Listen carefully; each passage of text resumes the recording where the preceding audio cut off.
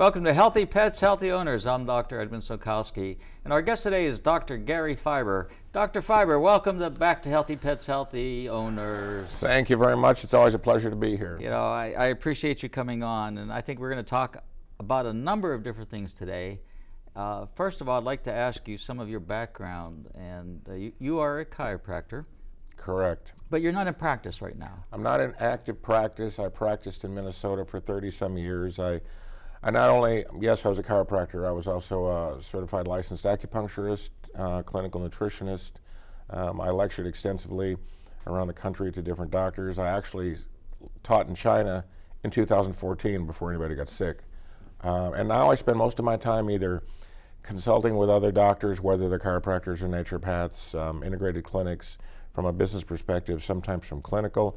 I also do independent, if you will, health coaching, we'll call it that. Helping people try to figure out a little bit more about where they can take their life. So what led you down this path in medicine as a chiropractor? It was interesting because I got into chiropractic I got involved in it initially when I was like 8 or 9 years old. Not knowing anything about it, I always thought doctors were doctors. Had no idea there was a difference. And literally I would suffer with terrible lower abdominal pains. And medical doctors back then were totally different. I mean, they do a great job now. But the family doctor was a surgeon. You know, he'd come to the house, they'd do all this stuff, and they could just not figure this thing out.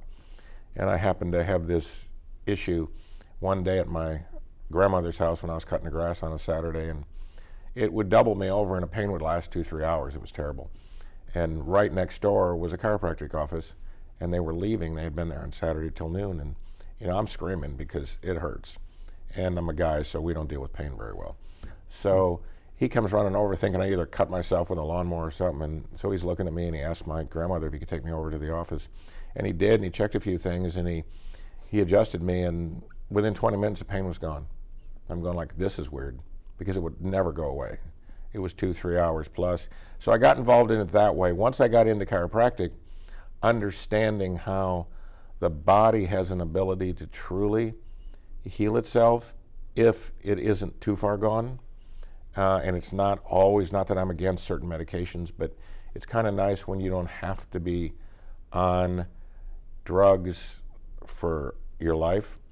Well, you know, when that happens, in my opinion, when you're on drugs, that's because the insult has kind of destroyed parts of your body. But as you say, the body is designed to heal itself, and I think nobody understands that more than the chiropractic field. Right, and it's true. We deal with, the thing with chiropractic is it's always about adjustment, spine, but we really mediate the nervous system. Because why? Because the nervous system is the total energy source for the body. It's no different than the hard drive on your computer. Everything is controlled by it. And we are nothing but electricity. We are electrical energy, and that's what we do. And of course, that nervous energy or nervous system energy also controls every organic function, every hormone production, your digestion. There isn't anything that goes on that isn't controlled or affected by that somehow. I want to back up for a minute here. You made a statement, you always thought doctors were doctors. Well, they are. All medical people that have a right. doctorate degree are doctors. You have physicians, then you break that down into surgeons and different specialties, and then you have dentists, you have chiropractors, you go down the line. They are all medically trained doctors. Right. They just have a specialty in different fields. That's right. And it was, at that time, what I call capital M medical profession, the dentists, the medical doctors, who are surgeons, truly were more holistic, at least in my experience, than today. Today, the specialization, and it probably has to be because of the things that are going on in medical science, but it was kind of an interesting way to look at things. I had a very good referral basis practice with orthopedists, with neurologists, with internists, because the goal for me was always find out what is truly causing the problem. Called the root cause? The root cause.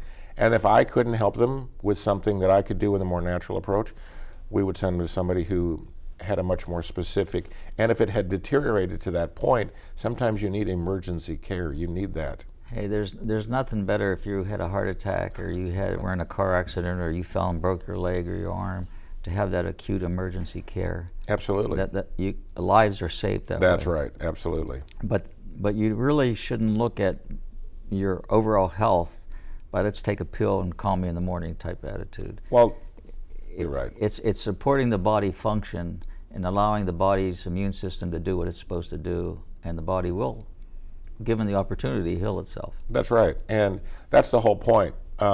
People still operate still today, and it's very difficult. If you don't have symptoms, you're, quote, healthy.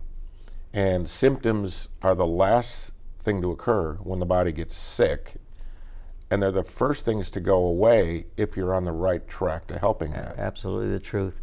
You know, I always hear this about blood work, and I'm a believer in taking a look at your blood and seeing where it is. But any diagnostic tool is only a picture of a moment in time. And you look at that blood work, and that's great for guidelines. But for you to actually see the deterioration in your blood work, that means that disease process has progressed to a great extent. You know, for example, liver disease. You can say, I have symptoms, and there are a number of symptoms that you can have if you have a problem with your liver. And, you know, like the thyroid, people in medicine and people in general ignore the processes of the liver and what it does. And it's probably one of the most important organs we have. Well, I guess you can't isolate any organ. They're all important. If one fails, you're done. Right. But the liver does so much. And you don't see liver disease until the extent has gone beyond that, crossed that threshold. And we don't look at that. We say, okay, your enzymes are good, but you have this symptom, and that sign, you know, but, oh, your enzymes are good. Well, there's a disease process going on that's not going to show itself until in medicine until the enzymes go off the chart, and then the damage is already done. Well, that's the problem, is that we tend to want to ignore if we don't feel good, because we want to deny it because we're all too busy. There's too much stress going on every place. But even just the effect of stressors, which I call them, whether it's going to school, whether it's dealing with people at work, whatever it is, those affect the way your body responds, because your nervous system has to interpret that and then decide, is it a positive or negative? Well, you can think, and people know this, you can think yourself into getting sick. You can think yourself into lowering your immune system response, which today is an interesting conversation. Is that because you end up the hormones in your body and the chemicals in your body by stress? Yep, the hormones change, and the sad thing is, people understand there's two nervous systems, or two components. You've got your sympathetic nervous system, which is your old-time fight or flight. You're either, if you get scared of something, what happens? You tense up, you decide, am I going to stay here and fight? Am I going to run? What am I going to do? Well, that causes a cortisol level increase. But in today's society, you can't really go beat up your opponent. You shouldn't. So ongoing stressors keep cortisol elevated, which now destroys some of the other normal hormones or suppresses them. The problem with it is, you got to remember, and you mentioned blood tests, and yeah, it's a great crisis tool, but hormones in the blood are measuring not only active levels, but inactive levels. So again, that can be a false read. So you have to really pay attention to how are you responding to your outside environment or your inside environment. I mean, I could tell you right now to go back to a time when you were in school and worry about a test that you were going to take.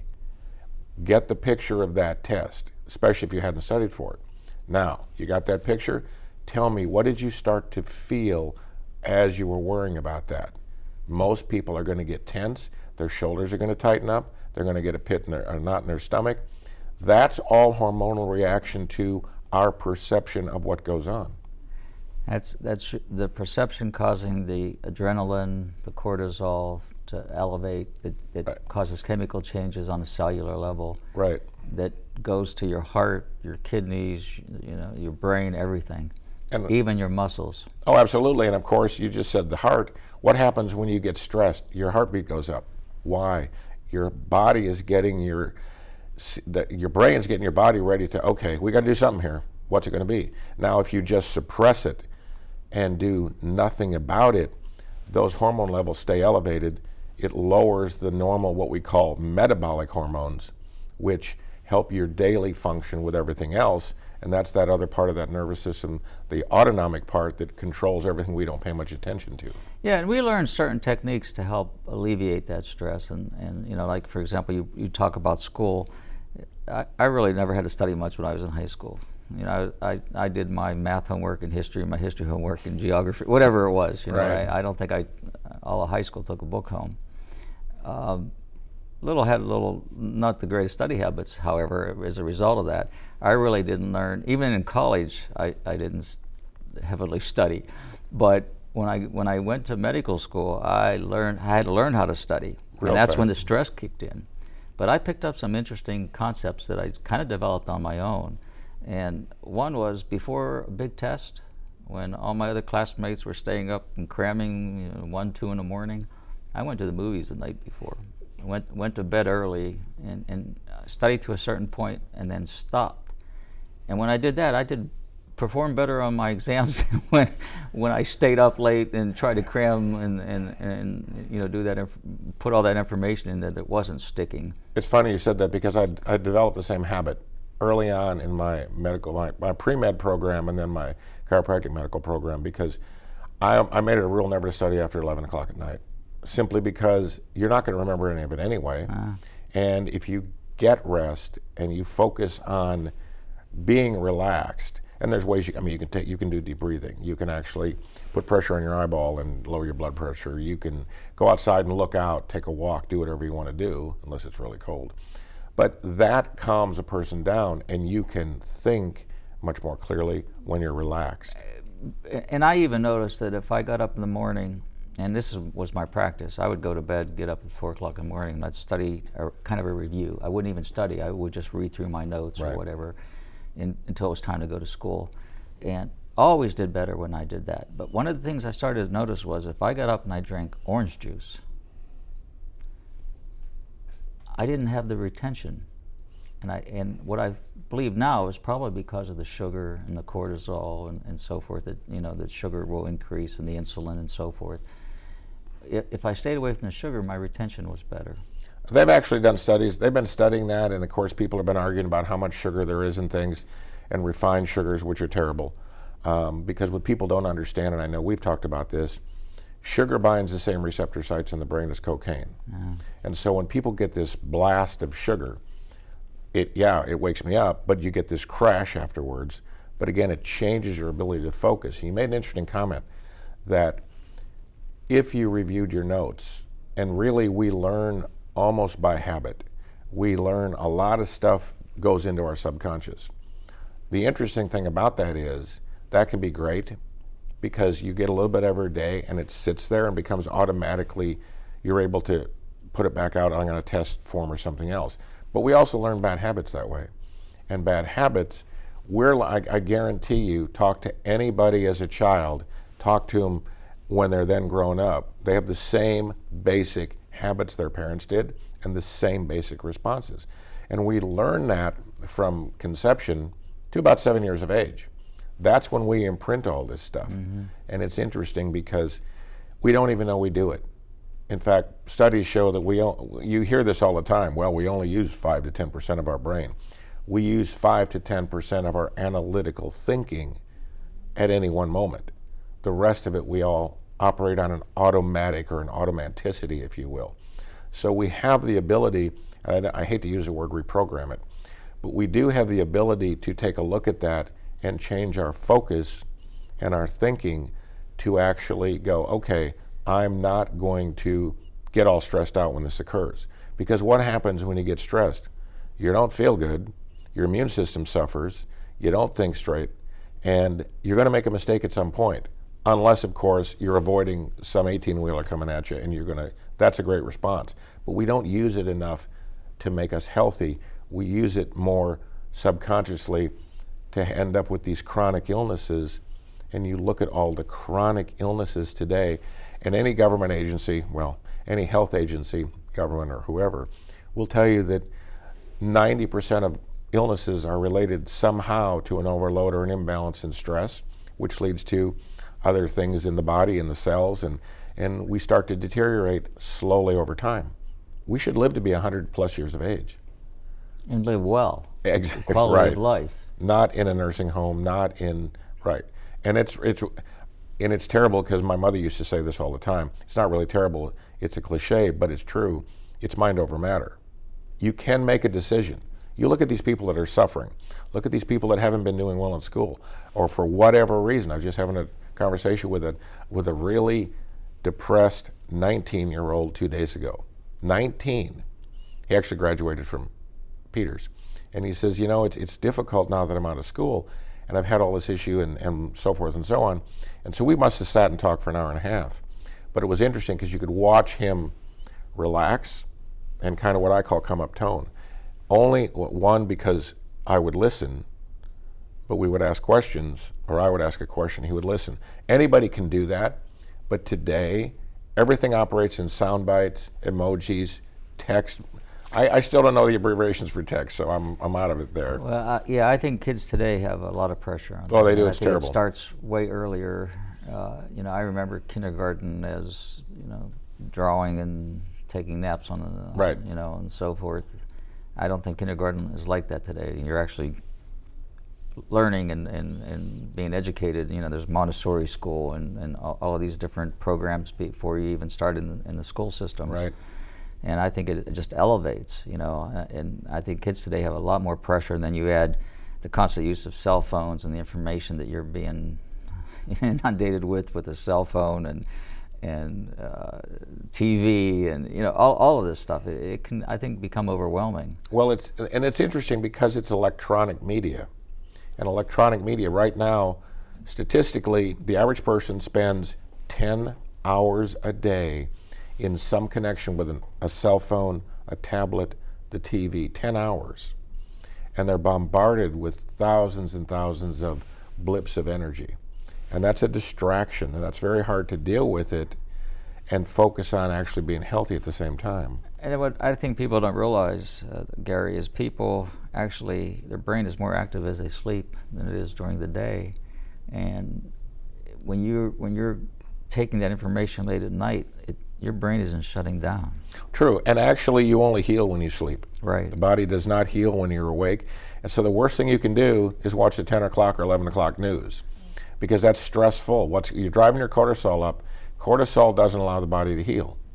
So, or you'll eat some cupcake or something before you go to bed, or you'll, you know, not that, and again, those are bad. You can have coffee, you can have, I wouldn't drink soda simply because even I was going to say caffeine's okay, but the stuff in that soda is very hard on the body. Yeah, absolutely. You know, then you watch the news. Well, the news is never good, right? And then you watch these things, these bizarre things like top politicians threatening the Supreme Court justices and you know, lies after lie, and it's just so bizarre. How do you turn that off? Well, it's difficult, and today you talk about just anybody, but talk about kids, talk about whether you're in, and kids see it immediately now. I remember when my son, when 9/11 hit, I was taking him to school, and they spent the whole day watching all this destruction, and he was paranoid when he came home. One, because I used to travel a lot because I was teaching in different places in the country. And I mean, it was so stressful the way it was presented to these second graders that, you know, and if nobody talks to them about that, or they'll see, you know, if anybody in here, this room, you or I or anybody, did what just happened in front of the Supreme Court the other day, we would not be probably sitting here having this conversation. Would be handcuffed in jail somewhere for the night. But, you know, that's happening in the news so much. For example, this new virus that's come out. Do you want to address that a little bit and give us your observation on what you're hearing and what your thoughts are? Well, yes, it's a virus. Viruses attack the body by getting into our normal bacteria, and of course, once it does, it can mutate. The DNA changes. It can change its own DNA, which is interesting. The coronavirus has been around for years. In fact, if you go to, maybe you have them at home, the Clorox wipes that come in a plastic container, if you look at the back of that, one of the things it kills is the human coronavirus. It's been on there for years because that's not a new virus. The viruses mutate. And people have to understand the worst thing you can do, in my opinion, is to worry about getting it, because you immediately short circuit your immune system, because your nervous system is now stressed. Your white blood cell count goes down. All the other cell counts go down. What's significant about the white blood count going down? Well, the white blood cells are what actually fight infection. The white blood cells, there's a number of them. There's neutrophils, there's macrophages, there's all these others. Actually, macrophages are interesting. There's part of the Pac-Man. Yeah, Pac-Man. They're right. They go around and eat things. They eat viruses, but they've actually, research has shown that cancer cells actually secrete, we'll call it a chemical, that, if you will, if you ever watched Star Trek, and the Klingons could cloak their ship so you couldn't see it. Some people in here may not know what I'm talking about, but they cloak, the macrophages are cloaked from those cells. So whenever you have a virus, an infection's one thing. It's a bacteria that takes over. They can deal with an antibiotic. Viruses don't respond well to most medications. I mean, yeah, they'll give you sometimes a secondary antibiotic, or they'll give you some of these other things to hopefully slow the progression of it down. But what's done, unfortunately, now is it's a news media thing. And they scare the hell out of people that they're going to get it. Okay, well, if you worry about getting the flu, I guarantee, which is a virus, you will get the flu. So let's differentiate something here. You mentioned bacteria, you're mentioning virus. Those are two different entities. Absolutely. They're both live things, but they operate differently in the system. And one of the problems with a viral situation is, as you mentioned, it's able to get into the cell and actually change the DNA, meaning become part of that cell. Right. Where bacteria doesn't do that. Correct. Bacteria is easy to kill. Viruses are not easy to kill, for one, and number two is inside the body is what I'm referring to. You can kill a virus on a topical surface a lot easier, or in a petri dish. But inside, once they get inside the cell, it's very difficult to kill, because we're kind of a viral being. And the medications that kill the viruses could kill us. And so you become in this catch-22 situation where you got to be careful when you're attempting to kill that virus. That's why, as the show progresses, I hope we're going to talk a little more about how to support our immune system to let our body do what it's supposed to do. But you mentioned secondary infection, and that's why you're given an antibiotic when somebody does maybe have a viral condition, because you can develop, because now the virus has lowered your immune system, and now you have opportunistic bacteria that comes in and gives you a secondary infection that gives you even more symptoms. Right. And so that's why we do want to maybe give an antibiotic sometimes. Well, especially for someone who is in a weakened state. So, and whether you've been chronically ill or whether we're older, because we don't have the normal immune system function we did. Yeah, let's face it, we don't want you to get a fulminating bacterial infection. So, of course, take the antibiotic. So this virus really isn't killing, from what I understand, and I'm not obsessed with this virus. I got to tell you this, I've had the strangest week this week, and I mentioned this to you as we were walking into the building today. I've had so many people contact me about this virus, and they're paranoid about it, and that's, again, that media thing, scare up, just like when we had the computer scare and the SARS scare, and the media needs something to talk about. And if they're not beating up the president, they have nothing to talk about, so they find something else to talk about, and it's on everybody's mind. I mean, I don't think you can run away from it, because you're being inundated everywhere you look. You have to be aware of it, but the typical flu, kills tens of thousands of people every year, hundreds of thousands of people every year. Okay, well, they died of the flu, but they died of complications of the flu virus that they got. Mostly pneumonia. Yeah. And again, if you're supporting that immune system, you generally fight that pneumonia. You look at the elderly, and one of I think the biggest concerns for the elderly is a fall and a break of a hip. Mm-hmm. And that happens quite frequently. And of course, there's did the hip break before they fell, or did they fall and the hip broke? We're not going to go there with that. But they have an operation, and they 80 years old, 85 years old, 90 years old. They survive the operation, but then a few days later they die by complications due to pneumonia because of the anesthesia and what it does to the respiratory system. And then, of course, they're laying flat in a bed and unable to get up. So the fall didn't, or the surgery didn't kill them. Pneumonia did, and that's really a big concern with this virus, or any virus. Right, and when you get too worn out, that's part of the problem. You don't have the energy to deal with it. But you talk about a broken bone. Yes, occasionally you'll get, what they call a fat emboli, and it'll end up in your lung, and that can kill you. But again, that's why now with surgeries for just about anything, they want you up, moving around as fast as possible. They actually want you out of the hospital. Best place to get a staph infection, still in the hospital. So, they know that, but the problem with some of these people, I mean, you got a broken hip, you're going to have a hard time getting around, and it really causes everything else in your body to start to shut down. So are you that worried about this new virus? No. This new old virus? No, I'm not worried about it.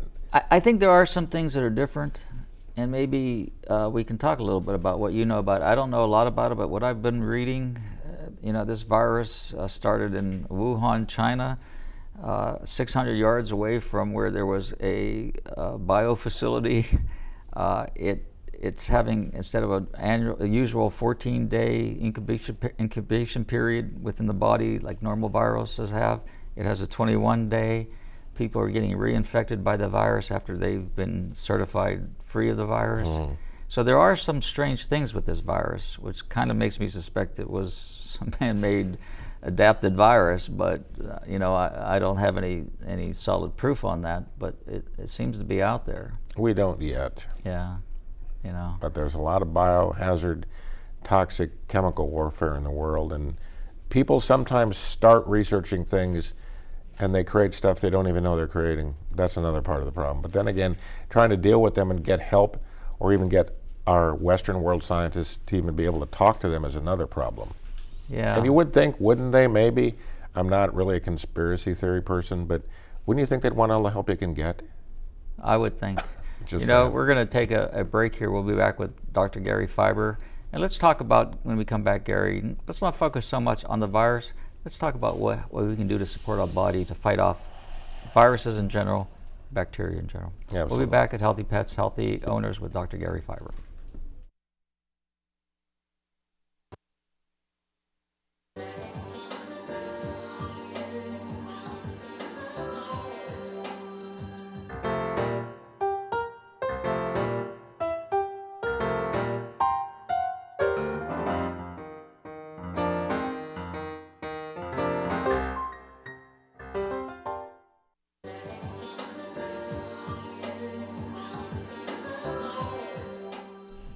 Welcome back to Healthy Pets, Healthy Owners. I'm Dr. Edmund Sulkowski, and we're here with Dr. Gary Fieber, having a wonderful discussion about the stresses of life and how that depresses our immune system.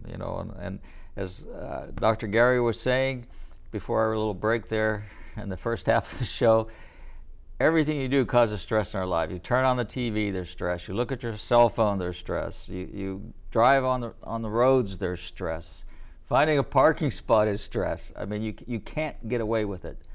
And you had mentioned something that I think is so important, Gary, that stress causes a chemical change in our body, and that chemical changes, along with all the what I call insults. You had another word for them, but I call them insults, and sugar and bad food with chemicals in it, and soda pops and sugary drinks and things that taste good but are not good for our body. They cause a chemical change in our body.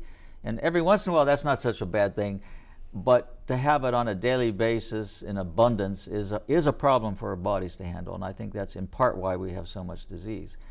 But you can't run away from it. You can't run away from the stresses. I mean, you can do what I do, turn the TV off, don't listen to these news broadcasts that send out nothing but bad news and innuendo and ifs. It's an if, And all that does is make you think and change those chemicals in your body. What are some of the things that we can do to cause our bodies to fight this off? And what I'm really referring to is our immune system. And maybe you could talk a little bit and address what our immune system is, and then how we can support it to help our bodies be well. No small task. It isn't. Right, we'll do that in a couple minutes. But a couple of interesting comments. You're right, your immune system is the defense system in the body. Everything that comes into your body, whether it's in contact with the skin, whether you inhale it, whatever you do with it, even these emotional, mental overloads, causes your body to respond, causes it to react. Stressors, which is a number of things you listed, and I'm going to talk about how to change that from a psychological component in a minute, but your white blood cell counts, or white blood cells, which are a number of different kinds, respond immediately. Now, first of all, though, the hormones are changed in your brain, which immediately, through neurotransmitters, signals that go to these cells and say, okay, cell, react. And that reaction, and every cell in your body has to react. And depending on who you listen to, there's only like an average of about 60 to 70 trillion cells in your body that, have to work in a way. They only do three things. They really do. They work together with other cells. In other words, they signal, okay, white blood cells, we're sensing something abnormal here, produce new white blood cells, produce more white blood cells, which is why if you have an infection, they do a white blood cell count on you and it might be 3 times as high. Well, the good news is it's elevated. The bad news is you're sick or it wouldn't have elevated. So this checks and balances goes on all the time. What happens, unfortunately, is, and you mentioned the stressors, we are taught how to react. And I don't know if it's because there isn't a straight road or a level road in southwestern PA, but people just sort of pull in front of you. Now there's the ones that let me go first and I'll let them go first. But people are so, what I call, engrossed in trying to still text on in the car or talk on the car or do something else. You can always tell by how long it takes people at a green light to go. And my son would always say when he was little, it don't get any greener than that, just go. And that's a mind over matter thing.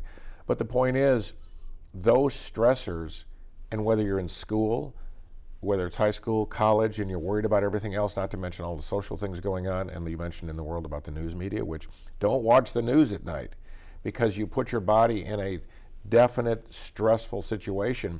And instead of your body healing at night, which it only heals at night, now your hormone levels are jacked up. It's a medical term for being imbalanced. You go into a degraded state. So you've even got, there's 3 levels of immune system function. There's a microbiome, which is under the skin in your body, which is then affecting the cells in the gut, which are then affecting the rest of the cells in the body. And that's why, look at the number of people that have digestive problems, that whether they eat foods or not. I mean, how many times, and take anybody you know and just ask them, were you ever worried about something that really bothered you? Tell me, once you get that picture in your mind, how did you physically feel?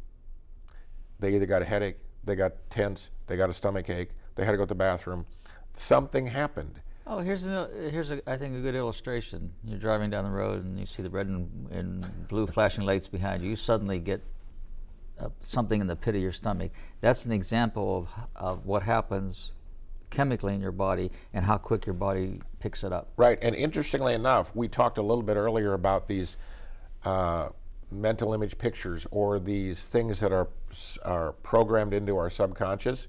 That's because at one time or another, we went through a red light, we were speeding, and of course, oh my God, there's the lights. What did I do this time? See, what did I do? I didn't do anything, just get out of the way. I got stopped by a Peters Township policeman a few months ago on Bebout. And I'm going, and I saw him too, and he was sitting there on the corner of Valley Brook and Bebout. And I just look at I don't have a thing against policemen. Most of them do everything they can to help people. I mean, who else runs toward problems? And I just looked at him, and I stopped. I didn't roll through the stop sign, and so I get halfway up before the maintenance facility there, and the lights come on. I'm going, I wonder who he's after.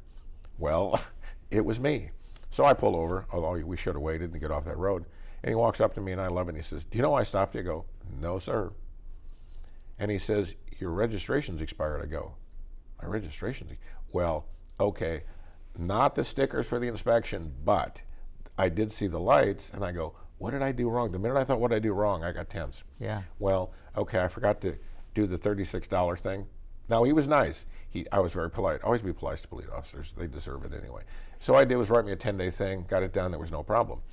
But that fear, that subconscious fear. Set out a whole chemical process And it's a change in your cascade. Imagine everybody's taking a garden hose when they were a kid, and if you were mean, you did it to one of your friends. You'd squeeze the hose, and then you'd open it and hit them in the face with it, which is really nasty. But imagine that force coming out into your body, and your body having to react to it without you running away and hiding. All of that affects your immune system. Those cells in your body work together to fight. We get sick all the time. It's just that the body's immune system and the nervous system, through the hormones, actually coordinate your body fighting those things. I told you about cells. There's only 3 things they can do. They work together in harmony with the other ones. They reproduce, and if one's defective, they self-destruct, and they create new ones because of our DNA. Now, there's a lot of stuff affecting our genetic coding, which is another conversation. So, in other words, go back to what you were talking about, is how do we deal with the stressors? We watch the news. It's very difficult to change the way we respond. I really have to work hard at not getting mad at the idiot that just cut me off, because he doesn't even know it. Or doesn't care that he Or doesn't care. So if you can focus on something, and this is something I've taught my son to do, and a lot of patients I deal with and people in general, if you can think about, at a particular moment that you feel stressed, something you're grateful for or happy about. Now, I always think about, when I'm looking for something grateful, I think about my son when he was 6 months old, and he was crawling around the house whistling, and we had no idea where the whistling was coming from. How did you learn to whistle at 6 months? But the minute you do that, I smile, or the minute I do that, I smile. You cannot entertain 2 analytical thoughts at one time. You can't. Yes, women appear to do multiple things at one time. They just change directions faster than we do. But you can't have 2 analytical thoughts. The minute you feel stressed or upset, think about something you're truly grateful for, and you will feel better. Your body will go into a calm way. If you can train yourself to do that, you'll feel better, you'll have more energy. Even just taking a deep breath. Oh, that works too. And adding oxygen to your, it does 2 things. It takes you out of the moment because you're mentally thinking about taking a deep breath, and then it introduces more oxygen into your body. If you take the deep breath, if you breathe in deeply through your nose and you blow it out through your mouth, and you hold that for a second or 2, you literally will change the oxygen level in the body, which changes the chemical nature of the cells, both in and outside of them. And we haven't even talked about oxidative stress, but that's what a lot of illnesses are caused from, because the body short circuits electronically. But you're right. Anything, look out, go look out. We're in cubicles all day long. Most people sit at a computer. Most people are in a classroom, or they're sitting there on a tablet or doing something else. If you just walked outside, or even to a window and looked out a ways and just focused as far out as you can, your body will relax. It just slows down. So at night before you go to bed, do not watch the news. Think about something peaceful that happened to you that day. Think about the good things you want to do that week. You will sleep better. You'll fall asleep faster. Those studies have been done forever. I'm not just making this up. No, it is truly true. Mind over matter, because we can make ourselves sick by thinking about it. We can make ourselves healthier by thinking about the opposite side of that. So when we talk about the immune system in the body, and I don't want to really dwell on this topic, because this is, as you say, could be a whole 5 shows by itself. Right. But everybody talks about vaccination and non-vaccination. And so what they're doing is they're really talking about our immune system when you talk about vaccination. Right. My opinion on vaccination is I'm not in favor of them. We have a 2-stage immune system. When you get a vaccine, it bypasses the 1st stage, and that's why you have to get boosters all the time. Whereas, for example, if you get the mumps when you're a kid, you don't get those mumps again. Right. But if you're vaccinated against the mumps, you can get the mumps again as an adult unless you do boosters. So that's because of that 2-stage immunity. So with a vaccination, you truly are not immune. And then if you start adding the chemicals and the toxins they put in this vaccination in order to cause your body to respond to it, that's, an extreme negative side of vaccinations and the reason for them. So we have to support our immune system. We know that the thyroid controls our immune system. That's the voltage regulator. You talk about us being electric. We are electric. That's all controlled by that thyroid. Mm-hmm. So you have thyroid talking to the gut. The gut needs to be healthy because the gut talks to the thyroid. And then you have everything being done in the liver. Everything that we ingest goes right to the liver. Everything we end up breathing ends up into the liver. And the liver is attempting to purify. So we're not going to live in a sterile bubble. There's no way that you can do it. I mean, I mentioned this earlier in the first half of the show. As I was walking in with Gary, we were talking about how many people have contacted me this week about this media virus, I call it, because it's just stirred up by the media. It's constant. They have to have something to talk about. And no one's spitting out the true facts. They're giving little snippets about it. They're creating fear. It's depressing everybody's immune system. It's trying to destroy the economy because now everybody's afraid to even, go outside their house. So we have to take steps to support our immune system. That's the best way to combat any virus or any bacteria. Would you agree? Oh, absolutely. Would you please start to lead us down the road of some of the things that we can do to support our immune system, in effect, support our oxygenation in our body, supporting that electrical system? Well, number one thing you do is you have to be hydrated. People do not drink enough water. They don't drink good water. Good water meaning lacking of chlorine and fluoride? Yeah, no chlorine, no fluoride, because that blocks other chemicals or ions in the body from being used by cells to function. Especially your thyroid? You're no kidding. It is that's a control center for the body. It's the master control center for what goes on. If your thyroid's messed up, your brain won't function. That's right. And that's not a good thing. We always think it's the other way around, but it has to work. So, but hydration, and then of course, your pH of your water is nowhere near what it should be. The 9.5 stuff is probably the best, give or take that range in a little bit. Allow me to interject something. That's an important thing that you brought up here. I see this all the time, and I hear people in authority, so-called expert. And, I haven't met one yet. I certainly am not. I learn stuff new every single day. I change my opinions on things as I learn things. Sure. I've seen experts that get stuck in that block and they're done. So I don't think anybody's truly expert. You just have a little more knowledge than somebody else maybe. But I read this, and I've been a proponent of high pH water, 9.5 or higher, depending on your condition or your overall condition. I'd say minimum of 9.5. Our tap water is 7, neutral. Bottled water is toward the acidic side, actually. What happens in your body when you drink this 9.5 water, it doesn't directly increase your pH of your body at all. It doesn't do anything directly, but what it does do is it dilutes your stomach acid because you're putting this alkaline water into an acidic environment, it's diluting it. What happens to your body is the body has to put your stomach back into that acidic position in order for you to digest food and vitamins and minerals and so forth, to break down the proteins. So what happens is the small intestine and the pancreas create sodium bicarbonate in response to that. Because the stomach is going back to becoming acidic, it has to balance that acidity, and that sodium bicarbonate gets into your cells and into your blood, into your blood, into your cells, and then that makes you alkaline. So there is no direct result, it's an indirect, but again, it's your body being supported to do this.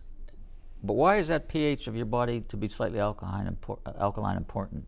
Well, it has to do, there's so much it has to do with.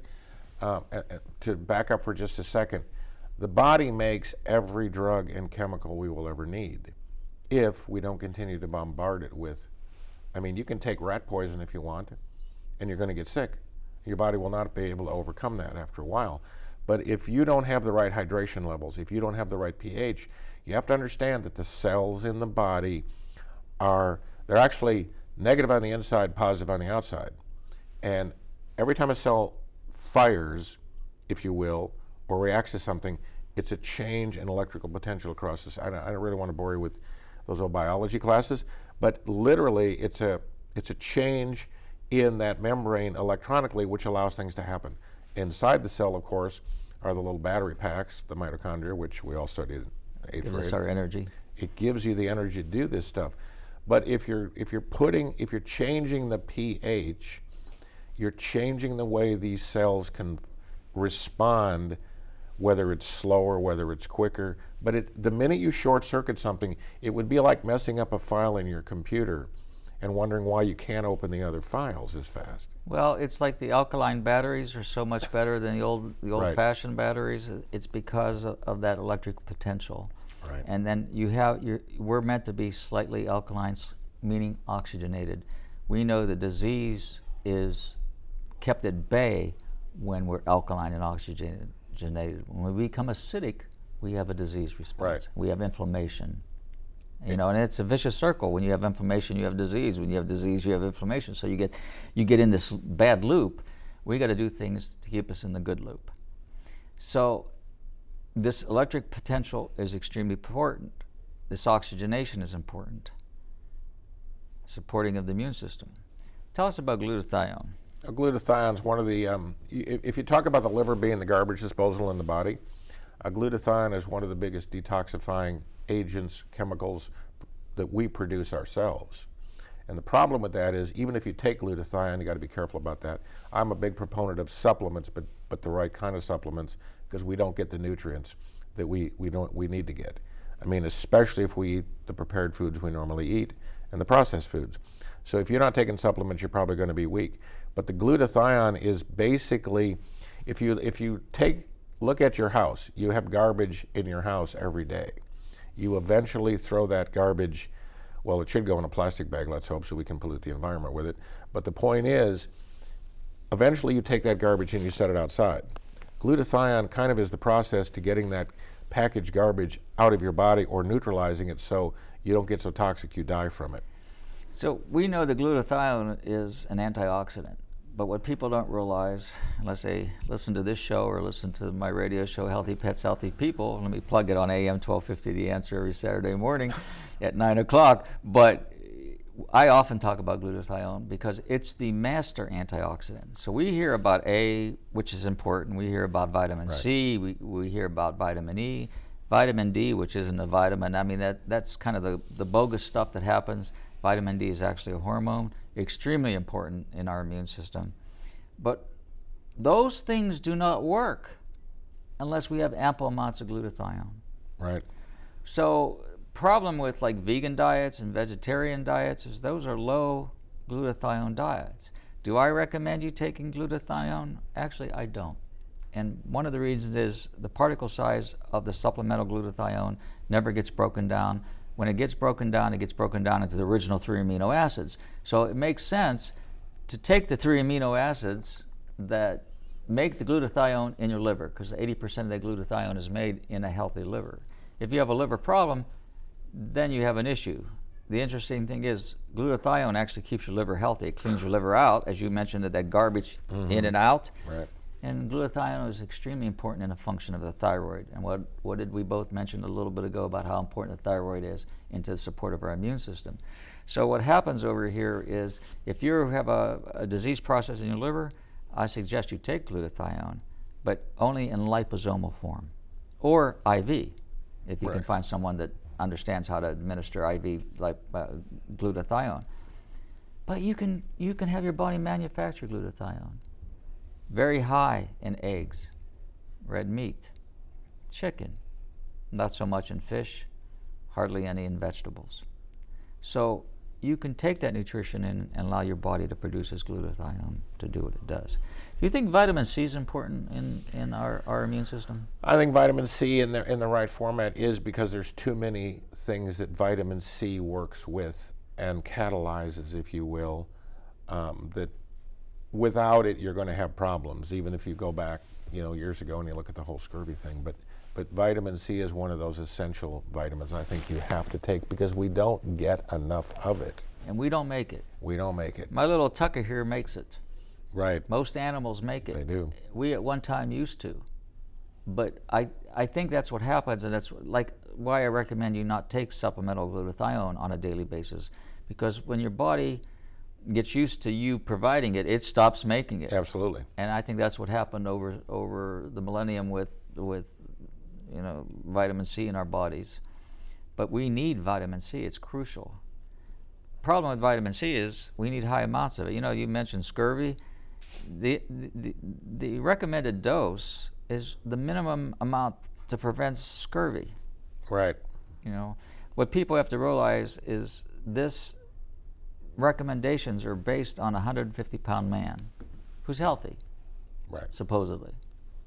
So it could be different for someone who's ill, who's fighting off some disease process, different from man to women, different from young to old. I mean, you look at that as just a guideline, not as the dose, in my opinion. Right. But vitamin C, you want to take to bowel tolerance. And what is bowel tolerance? Well, that's when you get stomach upset and the big D word, So that's hard to regulate because you can require 5,000 milligrams one day to do it, and then 10,000 the next day. You know what I mean? It's different. So I always like liposomal vitamin C, and that's what I personally take. Right. Well, and that's the problem. The supplement market is huge. It's a multi-billion-dollar industry. But if you're going to go buy vitamins and they're produced by these labs that make all this other toxic chemical, and you look at the packaging material or what they use to literally encapsulate the product, half the time you're not breaking it down. When we were treating people even for low back problems, and we would x-ray them, oh, are you taking vitamins? How did you know that? Because you could see them in the colon. They would go in one end and out the other. When you encapsulate or create something that well that the body can't break it down, you literally are throwing the entire system into confusion. Yeah. You brought something here, and you brought a product here that I actually take. It's called ASEA. Tell us about that and what it does for the immune system. ASEA is an interesting product. It was discovered about 10, 12 years ago. ASEA in and of itself is salt water. However, because we are right, salt water, everything we do is salt water. Yeah. I mean, it's sodium, it's chloride, it's hydrogen, and it's oxygen, water and salt. So it makes our cells function. That's right. The interesting thing about it, though, is you have something called redox molecules in the body, in the cells, which are what, by the way, they're produced by the mitochondria. And by the way, as we age, mitochondria falls off. Therefore, our redox molecules fall off. So what this company has done, and I've been around doing this is my 42nd year in healthcare. This is the only thing I've ever seen, and there's tons of research. You can go look it up. Don't look on Google, look on Google Scholar if you're going to go look something up scientifically. But they literally use a 3-day process to create these positive and negative components of these ions, if you will. That are stabilized. They're stabilized, and it'll stay stable for a year, assuming you don't contaminate it. And when you take it into the body, you actually put it in your mouth, hold it there for 30 seconds to a minute, literally goes right into the body through the blood-brain barrier. It's in immediately. It's like when people take, you hear people that are having a heart attack and they'll take, what's the thing they take? Nitroglycerin. Thanks, nitroglycerin. Goes right into your system. This goes into your system. They have proven that these molecules, and it comes in 2 different forms, literally can increase the amount of proper balance of these oxidative redox molecules. But here's the interesting thing. They've got phenomenal science that shows it actually increases and turns on genetic markers that have been damaged and reduced through the aging process. So when you think about that, in fact, the gel, literally, the crew here today, at their age, they're turning over their skin cells at every about 21 days. You and I are maybe turning them over every 90 to 120 days. Now, This stuff has been actually proven scientifically to reduce wrinkles, to reduce, I mean, if you did a cut and put that stuff on there, within a very short period of time it'll heal. Why? Because it's what your body would normally do. Take a child that gets cut, boom. Yeah, they heal right away. Part of that in effect then supports our immune system. It absolutely on a supports cellular it. level. Exactly right, and they've measured it. We're at the end of the show, Gary, but I want to mention something. You know, you don't need to isolate yourself, in my opinion, from the virus. Wash your hands. You don't even need to sterilize them. Just scrub them with soap and water.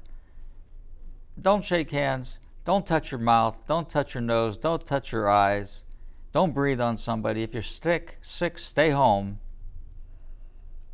Do you think the virus is something that we have to fear? No, I think the fear of the virus is what we have to fear. We're around people that are sick all the time, and we don't get sick. If we support the immune system. If we support the immune system and we pay attention. Now, there are people that can walk into a hospital full of sick people with and never get sick. And there are people who get near a hospital and get sick. A lot of that is the way your body functions. A lot of it's your Now, am I going to go into the factory in China and wander around and touch all? Nope, I don't want to get near anybody that's been out of the country. Gary, we're at the end of the show. All right, man. Thank you for coming on.